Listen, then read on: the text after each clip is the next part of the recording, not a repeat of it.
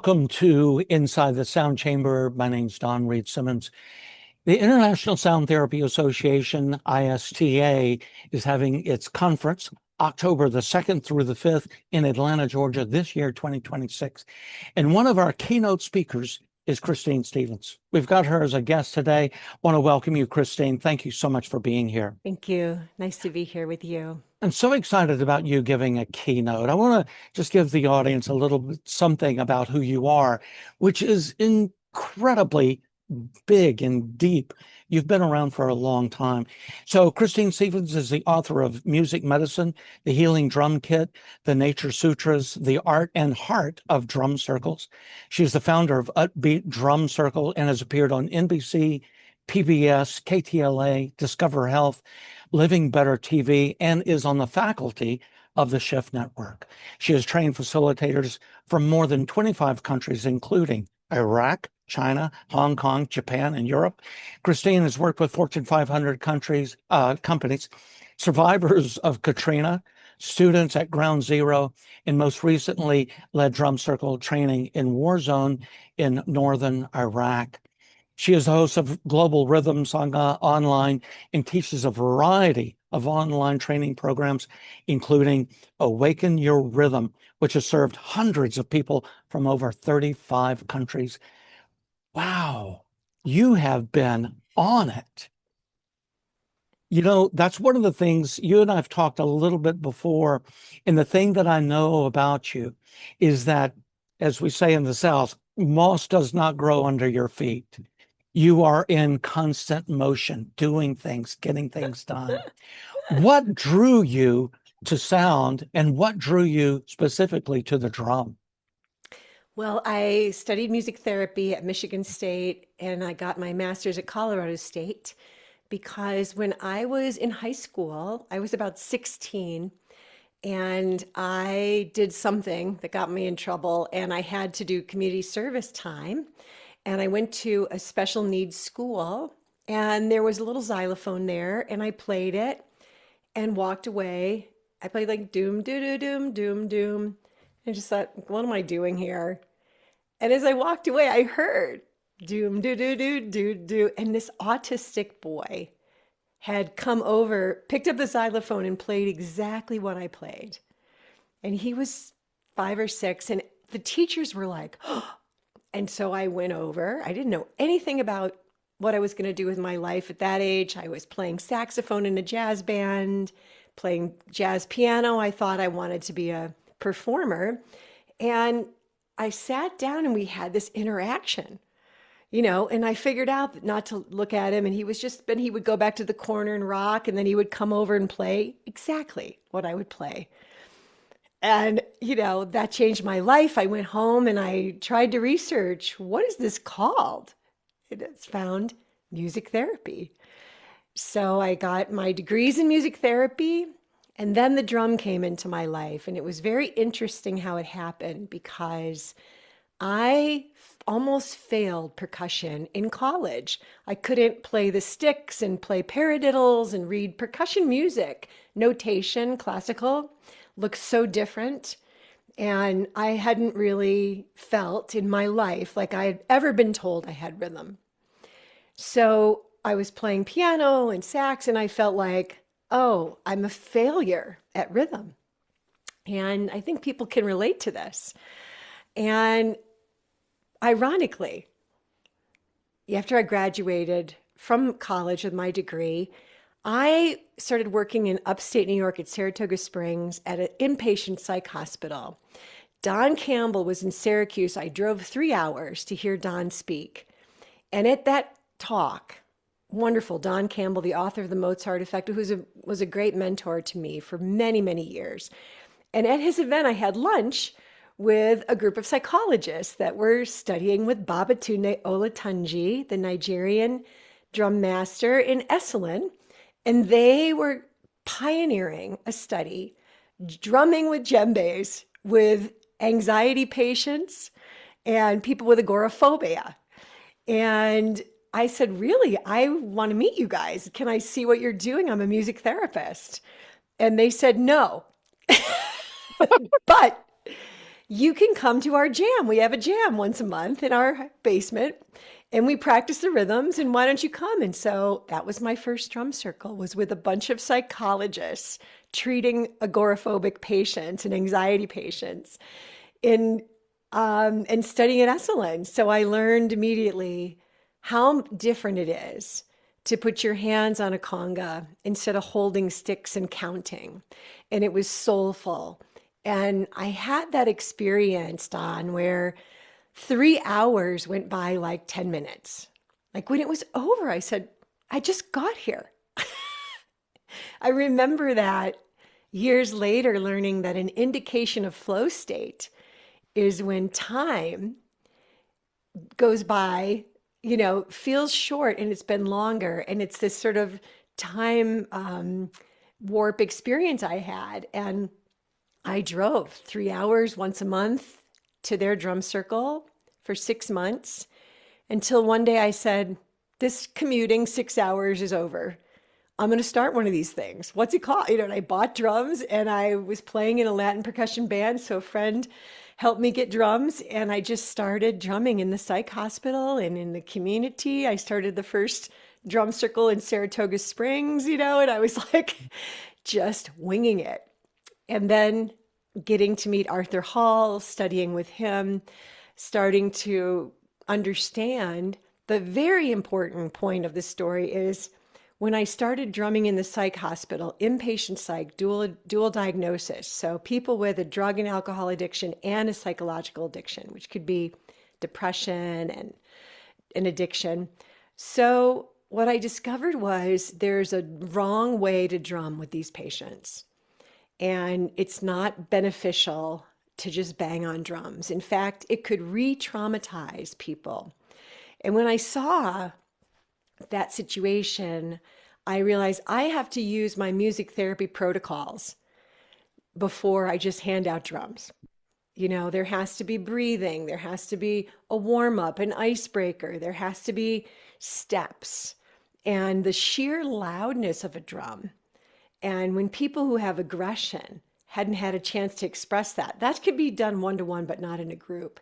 So I like to say that I created all my trainings and materials because I had such a challenge when I started with this, and I knew it was important. I knew it was powerful. And kind of, I'll end this story, but just one of the highlights was I had a number of people, mostly women with multiple personality disorder. And one woman specifically really bonded with music and the drum. So she set up a drum picture of all her personalities. The quiet small drum, the really loud big drum, the organizer, the accompanist. And she made a composition, which we recorded together of all her parts. And it took a month or so to do this project. And she played it for her psychiatrist and her psychologist. And they called me. They were like, this is amazing. It was the first time she had a witness awareness of her condition. So it was a pretty exciting time in terms of finding what worked, what didn't work, and I always saw the people with drug and alcohol addictions. We would get in the drum circle and they would say, I'm not doing this stupid thing. And their foot would be tapping. I'm not doing this. Foot tapping to the beat. And I would just say, okay, fine. But here's a shaker. I'm going to put it by your chair. 15 minutes in, it was like I said, it was the 15-minute rule. They were like, okay, what the hell? Oops. But it was shame. It was, you could feel the shame and the guilt and when you wake up and you sober up to realizing what you've done, it's a very fragile time in the treatment journey. And that getting over that shame block, I could see things just fall off people. And then the next thing they're wanting the tubanos and they're playing, and I would ask questions and they would answer on the drum. What's been the biggest challenge in your sobriety? And they answer on the drum. And we would play compositions together. We would do layering in one at a time. I had to have structure. This is not Venice Beach. You can't walk in to a treatment center and let people just go crazy. But the benefit in that population is experiencing a natural high, which some people have never had. Right. Now drug induced, just the joy and the high. The actually we know a lot about how music is a very fast pathway to those goosebumps, and some of those opioid receptors actually are engaged in that moment, and people would feel alive again and happy and connected. And that was a real accomplishment. And I learned, that after we pack the drums away, we sit and we talk about what happened. There had to be a processing, and people would call each other out. It was just great. So, one last story about that time, Bernie Siegel came and was interested in health rhythms. And so Dr. Barry Bittman and I went to one of Bernie Siegel's Living with Cancer retreats. And there was one woman who came into the drum circle and said, I'm not doing this stupid thing. Her foot was tapping. And then they asked the question, what would you like to say to your cancer? And she got up and took the biggest drum and played the biggest gathering drum and just banged it. And Yeah. everybody said, that is your drum.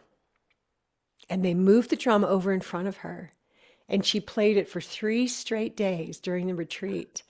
And at the end, she said, I'm finished with this drum. It was my mother-in-law.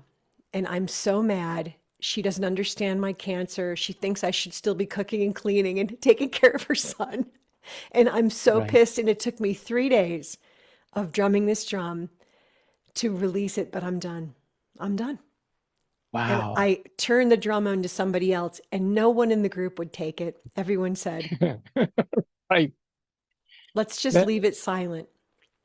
that is And really amazing. Bernie loved it. Bernie Siegel was Yeah. so into drumming. He would always say to me, it's like you're in the womb listening to your mother's heartbeat again.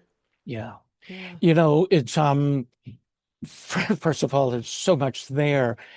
Just the idea that you got in trouble that put you on a path that is truly a pioneer in the world of sound healing. I mean, good for you for getting in trouble. Sometimes we have to get a little outside of that box to be able to find our true calling. And, for you as a pioneer in that world, you really opened up a lot of doors, and how percussion, especially in the world of divergent Hmm. personalities, Yeah. Regulation. whole different kind of energy within that.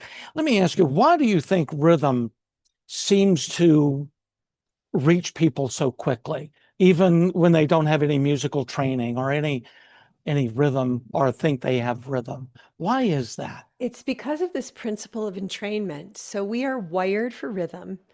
Our biology, there's so many biological systems that are paying attention to the rhythm. Circadian, you sleep and wake to the rhythm of light. The cardiac, the heartbeat rhythm, the pulmonary rhythm, the breath rhythm. There's cellular rhythms of neurological firing. So we walk to a rhythm, we chew to a rhythm. So we're so rhythmical beings. So when we hear a beat, it's unconscious. We studied this in the lab where I got my master's with Dr. Michael Taut in the entrainment labs. Is that when we hear, the auditory system connects to the motor system, and it's immediate, it's quicker than visual. We tested a comparison of visual entrainment and auditory entrainment, and that auditory is much quicker. You don't even think about it. Your hand is tapping. People turn on music and the head starts bobbing, right?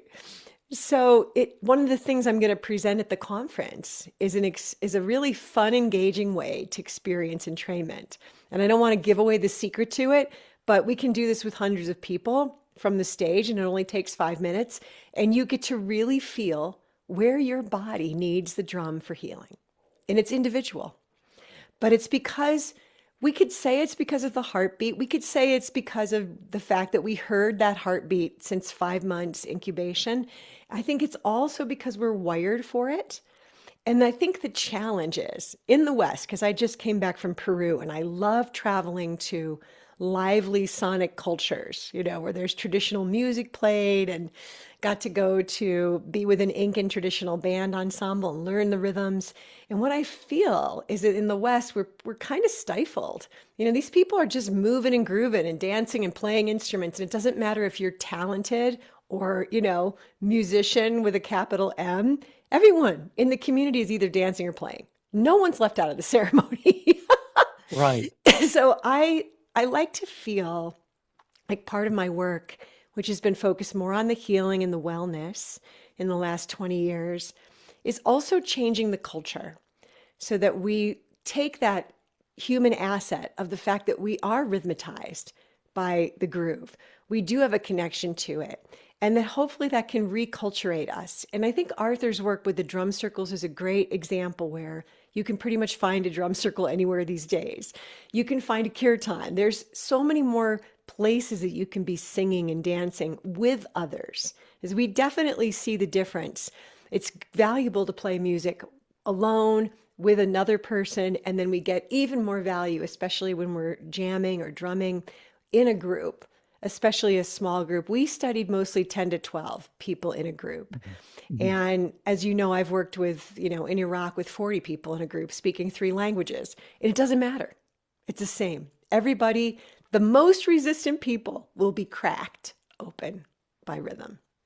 Let me ask you, you mentioned about re uh, moving that kind of concept of how rhythm works within the human body.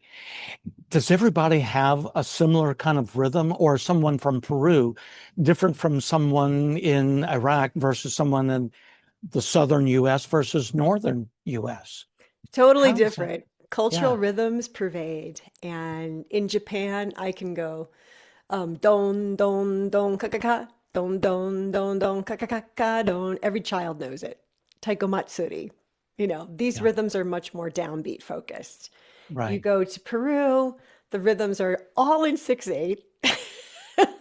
People are dancing over these 6/8 beats that are done da da da da da da da da da da da da da da da da da da da syncopations. Right. So you're absolutely right. We are affected by our cultural rhythms. And here I live in Jackson Hole, Wyoming, and the bluegrass folk rhythms are very strong here. They're less syncopated. So it's just noticing that. And I remember a time when I was doing a keynote at a conference for drug and alcohol therapists through the Institute of Integral Development. And for many years, I did keynotes for this conference organization. The audience was all therapists. And one woman was Native and something maybe from Florida, Seminole, I think. And she walked out of the keynote. And afterwards, I went and found her. And I said, I'm so sorry. I'm very sensitive to Native rhythms. I've actually studied Lakota, adopted in a family, and I want to check in what happened. She said, "Oh, I loved what you were doing. It's not my beat. And in my tribe, we have to hold on to our beat. And I couldn't Wow. hold my beat and be in the room. But I understand what you're doing.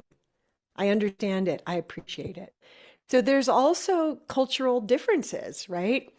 Yeah, Where you kind of have to go, like in Iraq, the rhythms were in 10, sometimes. yeah. I got typically when I'm going to work in a global culture, I go early and I find teachers and I sit with them and I learn so that when I'm going to go teach there, I have learned it is just like a language skill. I have learned the language of that cultural drum pattern. Right. So good Is there question. is there a universal rhythm that we all would have? Is that like the Yes, heartbeat or it is the heartbeat. And there's 3 ways that we play the heartbeat. I can show you. okay? But the interesting thing is I was consulting on this project in the Ukraine called Rhythm Aid Ukraine through Scott Swimmer's organization, which is called Drum Strong. Anyway, so we're having these conference calls with these guys that are working in the war zone of Ukraine with children's hospitals, and they keep asking me, what's the most healing rhythm? And Mickey Hart and I were on the call, and we both said heartbeat. And then I said, but there's 3 ways to play it. So let me get a good drum to show you that. Okay.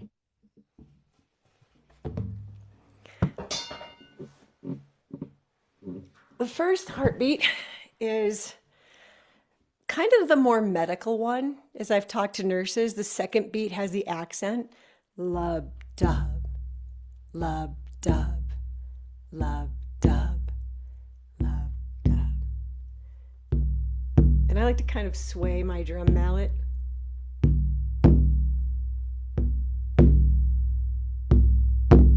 Can you hear that okay? I can, yes. Okay. So this is the 3 beat. Lub dub.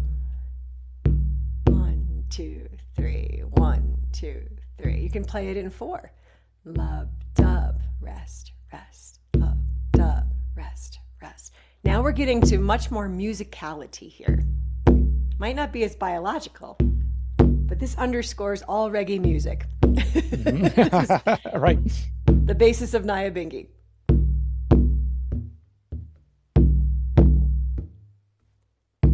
It becomes a groove.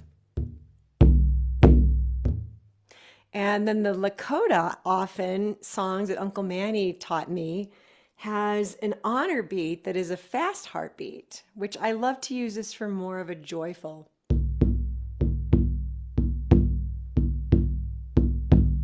It's also a 3, it sways.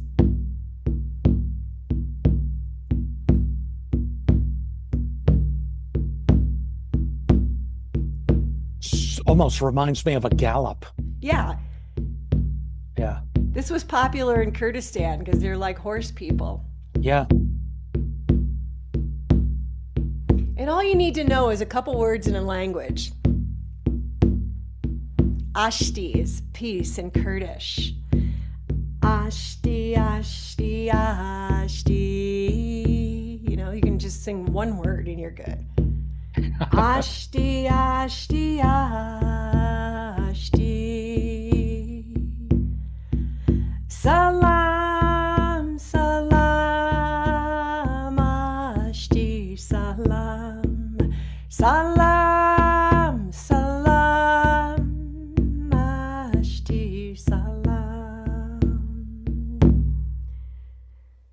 The nice thing I discovered in traveling with the drum is you don't encounter the problems with tuning, because I brought my Native American flute, but I couldn't really actually play along with certain scales in different cultures. So it's nice to play rhythm because everybody can join. Right. You don't have the scale conversational issues like different Yeah. tunings and just in tuned and all that. So it's a That great makes perfect question. sense. I'm sure there's many other ways to play the heartbeat, but those are my go-to. And Yeah. you can turn the heartbeat into contemplative, slower. And Hmm. even if people don't have drums, you can tap your hand on your heart. Lub, dub. And when everyone is playing that together, Hmm. I feel like that's so healing. And it creates a platform over which a flute can play, or a voice can sing, or a singing bowl can play a note. It creates Right. a soft or energizing platform. And of Yeah. course, you can start soft and build it up and then close it. So I think the most universal beat is that one. And it is so universal. Everybody has a heartbeat, first of all. And I do believe that there's something very intrinsic nature about banging on something, hitting something, doing something.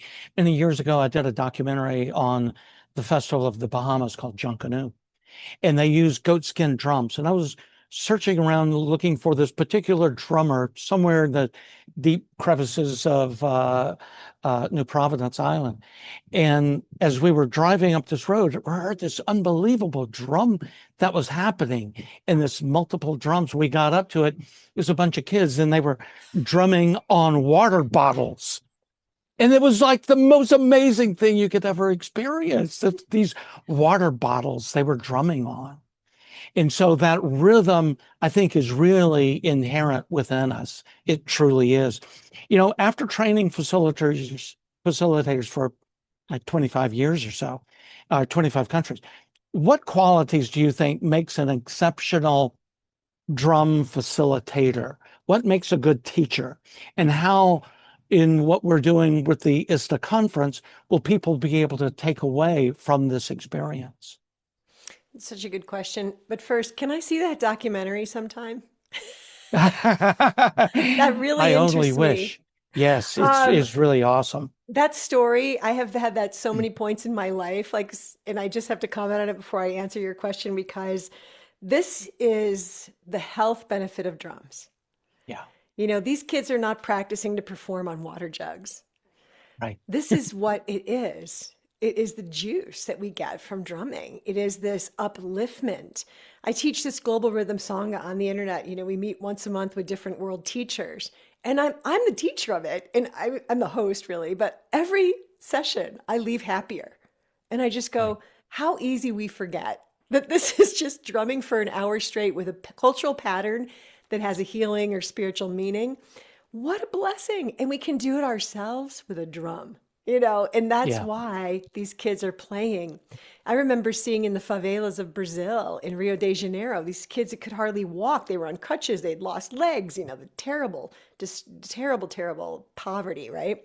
And they would still manage to dance. And you'd just be like, what? The kids would be drumming, they'd be dancing. You'd just be like, because this is the power of the drum for healing and wellness and well being. And even when I did my study during COVID in that sound clinic I ran for a year, the drum was one of the highest rated instruments because for long haul people, it gave energy.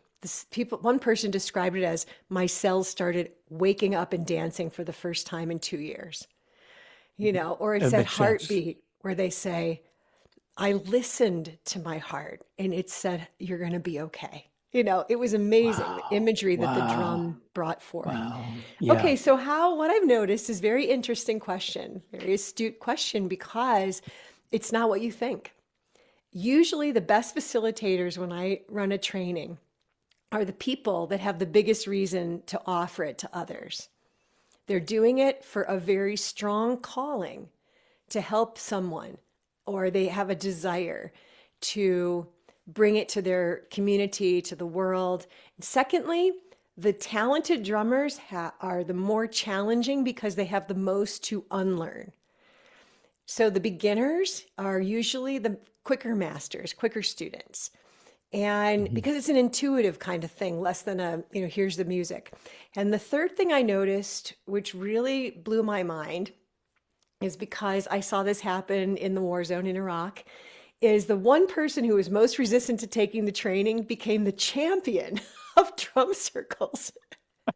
Sort of like my story, like I thought I couldn't drum and I became like really into it. And Right. this guy lived in Halabja, and Halabja, where 5,000 Kurds were killed with one bomb. I mean, such a terrible, terrible destruction in Kurdistan, in Halabja. So he immediately got three other people in his community to become a team and they created it. So I find also the success is people that have some network of support. There has to be a side by someone who carries it with you. Even when I started in Saratoga Springs, New York, there was a guy named Kareem Najin. And it's funny because he's become a very famous doumbek player now. But he was Skidmore College and he would come to my drum circles. And just that side by support really helped me. I always say that the training starts when you leave the training Yeah. because what I hope at the ISTA conference is that, and I how I teach is I really teach something and I give everyone time to practice it, and then we come back and learn a new skill and we go and practice it in pods and by ourselves. And I like to make sure people have these. I'm going to be showing skills on four drums. I want to make sure everybody has achieved the feeling of accomplishment. I'm going to use this somewhere. So the other Mhm. day, somebody asked me, how do you use a drum in a sound bath? Great question. So that's what I'll be answering at the conference. Perfect. Let me ask you, what is it, you've done a lot of conferences over the years, and you've done online conferences and workshops and things like that. What is it about gathering in person that and a community like ISTA that makes it so important? It's definitely preferred to be in person. You Yeah. meet people, you know, You meet people in the psychic space that happens in the drum community, and even just in a conference community, we create a bubble, and these are your colleagues. And some of us feel kind of alone in this field. It's growing, and ISTA is the forefront of credibility and professional development in this field of sound, certified sound practitioners, sound healers, sound therapists. I come from the music therapy world, but I've been totally welcomed by you, Don, and I thank you for that because We I feel thank like you. I'm kind of a hybrid, sort of like a it's kind of my story of my life is, getting trained in one thing and then discovering something else. And that's fine because we can train you all. I mean, yes, Right. this is a great advanced degree you can get. So what I feel is that the benefit of the live event, it's always good for me because I have taught a lot online. People come up to me and they feel like they know me because my face has been in their lives for 7 Yeah. weeks. And Yeah. they just come up and hug me. Hi, Christine. Right. So I love meeting people, and we're going to feel the web. I mean, we're global. People are coming from Yeah. around the world. Yeah. Excuse me. So, what I love and encourage people to attend this is being a live conference takes a lot of work for these guys to put this thing on. I mean, your team at ISTA is creating a Yeah. conference and you're a Yeah. volunteer organization. So, this is a lot of work. It's not going to happen Yeah. every day. It's celebrating the Right. 20-year anniversary.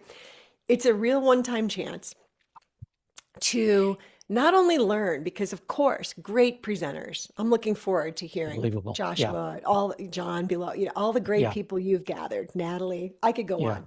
Jocelyn's coming, which is great. Yes. And I believe many of us are going to collaborate and perform one afternoon or something. So I've been asked to Yeah. join that. So there's going to be such beautiful specialness to it. But it's the way that we create this learning, and then we create also something that's indescribable. It's being in the field. I have been to conferences where, for some reason, sitting in them when we used to do these sound conferences in Santa Fe years ago, I would just get ideas. It wasn't that anyone said it on the stage. It was just that I was in the field. I was in the field of creativity. I was in the field of support. I was in the field of other people doing the same thing as me, the common energy supporting me, that my own creativity popped while I was in that space. And I think you can ask questions to each other, you can hang out with each other. We don't want to think that we're just there to learn from the teachers because we're here to create a field that we need to strengthen our credibility where we're going next. Sound is predicted and frequency medicine is predicted as the new medicine of the future. So we know it's growing, it's becoming so popular around the world, and this is going to be more important than ever to come How have together you to learn the seen? research, meet the Yeah. teachers, find the resources you need. It's this how, sorry, one last quick example. I remember seeing somebody at a conference hold a frame drum and tone into it and play a bowl, and I've done that ever since at all my sound baths. So Right. you're you. Everybody is unique, and everybody Yeah. comes with different instruments. Sound healing is incredibly vast, and so we are excited to see how we all make music together because it's Yeah. an important component of the field. And I just love the feeling. Like I just taught at the yoga conference in Sedona last year, and it was such a great feeling of like everybody from around the world coming into one room, getting set up on their mats. And I was like, this is why we go to live events. There's a juice. 60 people doing poses together. Forget about it. It's true. It's true. And, I think about, first of all, as sound therapy has evolved over the last 25 years or so, it's huge what a shift and change. 25 years ago, you would sort of hide under a rug saying, don't look at me. And now there just seems like, and that's why I think that's so important to be in person, because you can be loud and proud, as they say. It's like, I am out. This is about sound therapy. And you are in a collective consciousness of other people doing that similar kind of thing. It's really, really powerful to be able to be together.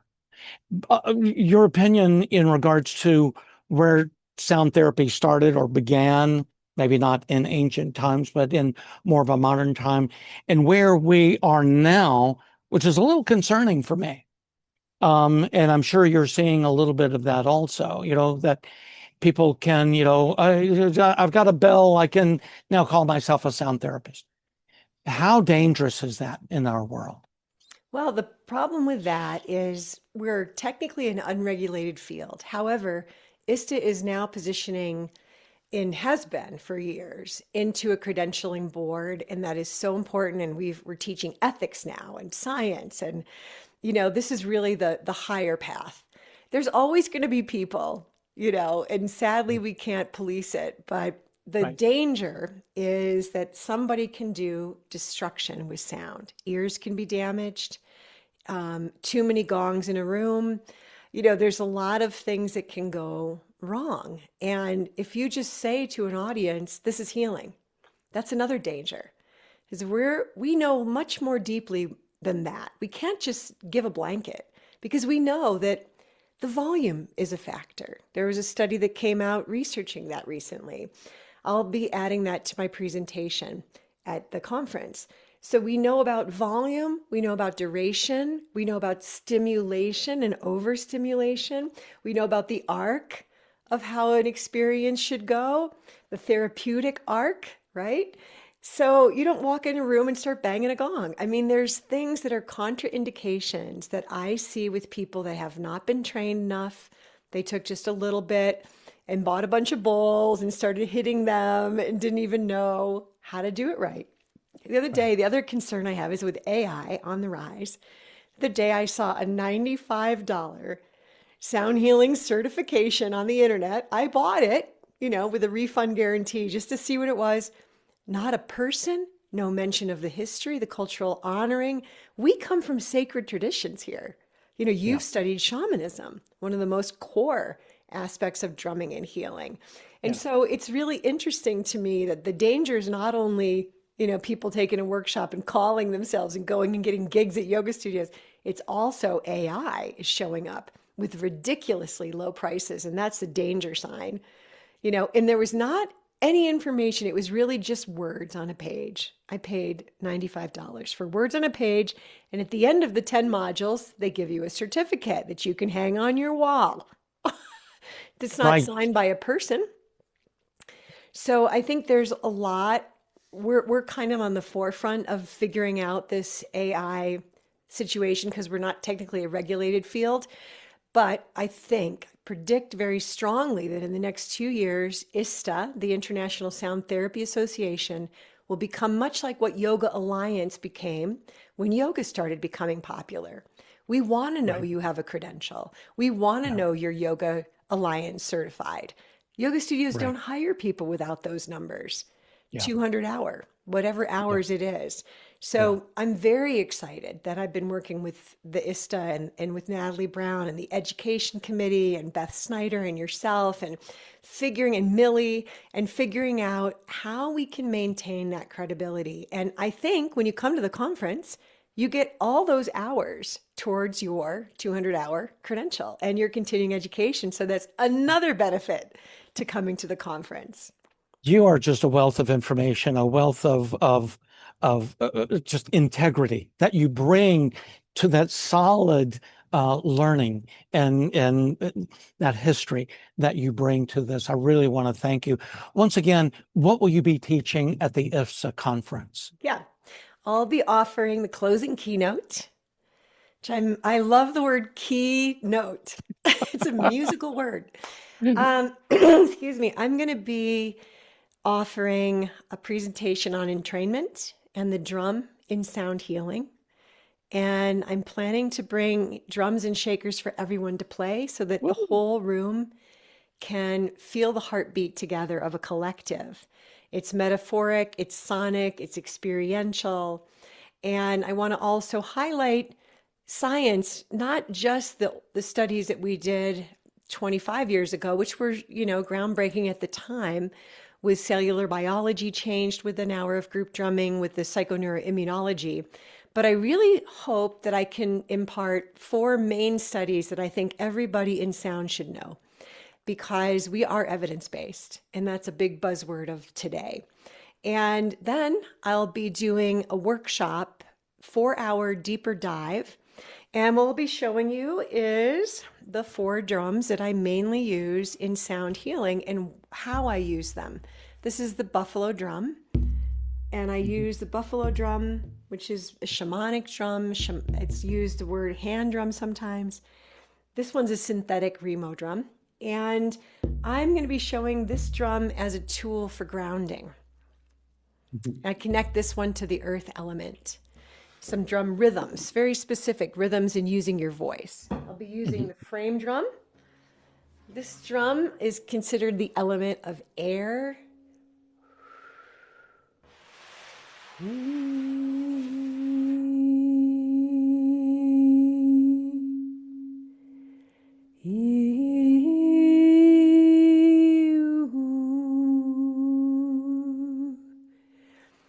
And in this COVID study, I learned a couple of very profound syllables from the Sufi tradition, Arabic syllables for healing. And when you sing that across your drum, Ya Shakur, Ya Kafi, it means, oh healer, oh remedy. And everybody has their own words, so we'll be practicing that with our own words for healing. That's the air element. I'm going to show the djembe, and this is the element of fire. And this is the drum that really brings, really helps people with their long haul.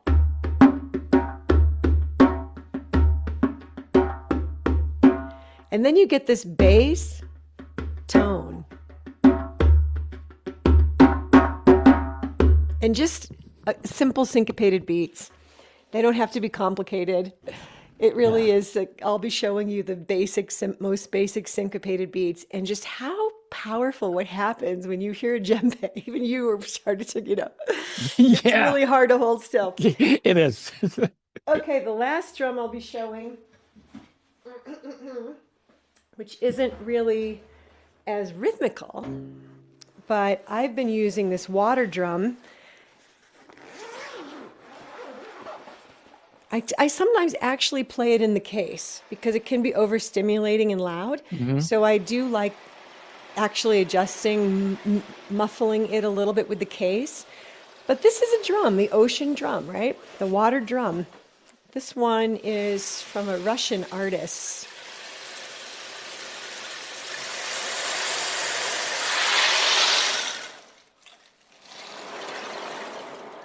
So we'll be learning how to use this in a sound bath and how powerful this is. It takes a little practice. That takes a lot of practice. The ocean drum is a lot of practice. You And can't I just sort of pick practice- that up and No, put yeah, it you down. don't want to just, and especially the louder 22-inch ones are very, Yeah. But Yeah. I like to put it in the case, and there's actually a secret to playing it. I'll tell you the secret. The secret is I want to be there. rocking with your breath. I like it. You I like inhale, you rock to the right. You don't have to go all the way to the edge. it. Right. Exhale, you rock to the left.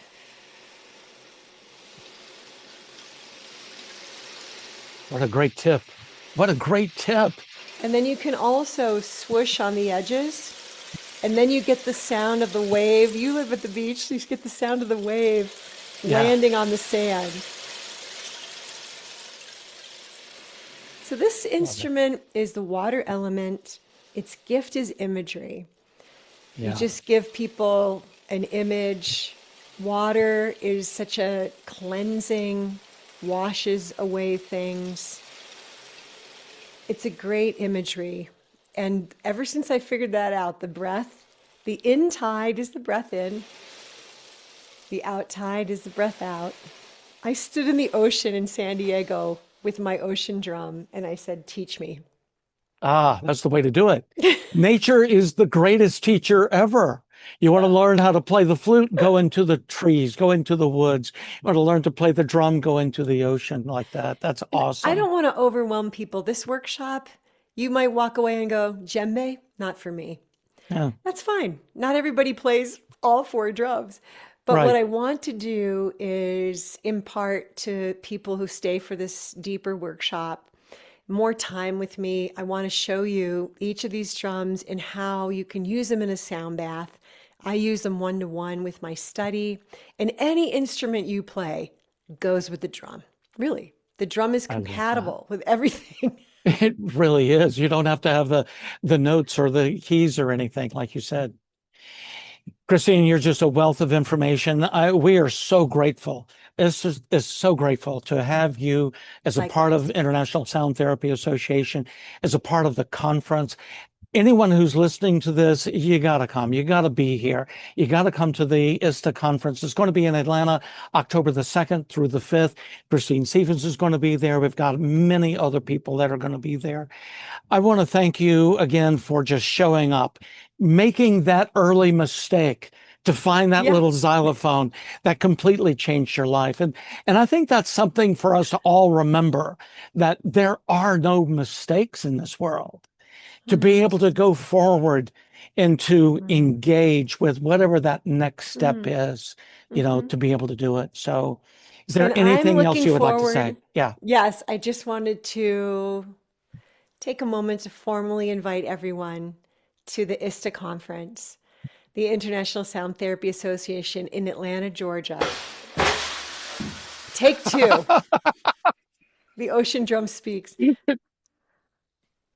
I'm Christine Stevens. I want to invite all of you to join me at this October ISTA conference, the International Sound Therapy Association in Atlanta, Georgia. It is going to be my honor to bring you a keynote on the power of rhythm and drumming in sound healing. And as an organization, to come together and everybody play the heartbeat together is a powerful experience of entrainment. It is said that there's two principles of sound healing: resonance and rhythm. So as we hear the resonance of crystal bowls and gongs and all the monochords and all those beautiful instruments, we and the chimes, we also want to honor the rhythm, the pulse of our work, the pulse of our field, which we know is getting stronger when we gather. Having a live conference is an incredible opportunity. It hasn't happened in a while, and it takes a lot of work to put this on. So it's a 20-year anniversary. So we'll be gathering together. I'll be doing this keynote. I'll also be sharing some of the most important research you need to know in sound therapy and sound healing, because we are an evidence-based field. So I always like to bring some science to the table. And then I'm excited to stay a little longer afterwards and offer a 4-hour class on how to play drums for healing. You'll be experiencing the buffalo drum, ocean drum, frame drum, and djembe. Find I what love drum it. resonates with you and bring it into your work and into your life. Please join me there. I am so looking forward to it. Christine Stevens, thank you so much. We look forward to seeing you in Atlanta, October the 2nd through the 5th. Until next time, I'm Don Reed Simmons, and you are inside the sound chamber. Thank you so much. Thank you.